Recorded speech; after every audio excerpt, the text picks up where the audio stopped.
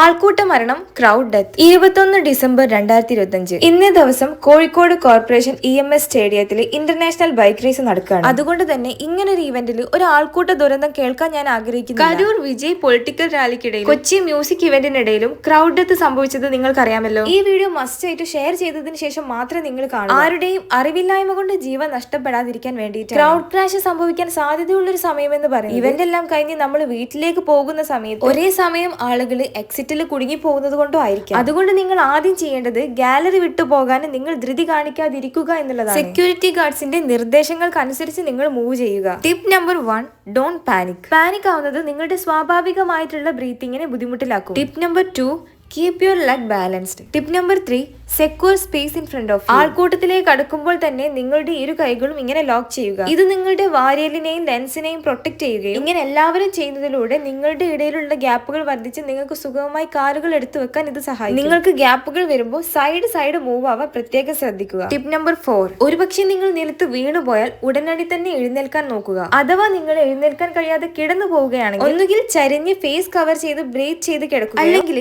ഈ ടൈപ്പിൽ തല പ്രൊട്ടക്ട് ചെയ്ത് കിടക്കുക. ഒരിക്കലും കമിഴ്ന്നോ മലർന്നോ കിടക്കാതിരിക്കുക. Tip number 5, if you have dropped something, leave it. ആൾക്കൂട്ടത്തിലേക്ക് ഇറങ്ങുമ്പോൾ തന്നെ നിങ്ങളുടെ പ്രധാനപ്പെട്ട സാധനങ്ങൾ സേഫ് ആക്കി വെക്കുക. Tip number 6, no screaming, no crying. ആ സമയം നിങ്ങളെ പ്രൊട്ടക്ഷന് വേണ്ടിയിട്ട് നിങ്ങൾക്ക് എന്ത് ചെയ്യാൻ പറ്റുന്നുള്ളതിനെ കുറിച്ച് ചിന്തിക്കുക. Tip number 7, keep move the same direction. ഫോഴ്സിനെതിരെ നിങ്ങൾ നടക്കാൻ നോക്കുമ്പോൾ ബാലൻസ് മിസ്സായിട്ട് വീഴാൻ സാധ്യത വളരെ കൂടുതലാണ്. അങ്ങനെ നിങ്ങൾ ആരെങ്കിലും വീഴുന്നത് ഡൊമിനോ എഫക്റ്റിന് കാരണമാകും. ഇങ്ങനെ വെറും 60 കിലോഗ്രാം ഭാരമുള്ള ഒരു വ്യക്തി വീഴുന്നത് 180 കിലോഗ്രാം പ്രഷറിലായിരിക്കും. അതുകൊണ്ട് ആൾക്കൂട്ടത്തിന്റെ കംപ്രഷൻ കുറയ്ക്കാൻ നിങ്ങൾ ഓരോരുത്തരും ശ്രദ്ധിച്ചാൽ നിങ്ങൾക്ക് തന്നെയാണ് നല്ലത്. ഉടനെ തന്നെ ചെയ്യേണ്ടത് ഈ ഒരു ലോക്ക് നിങ്ങൾ പിടിച്ചിരിക്കുക.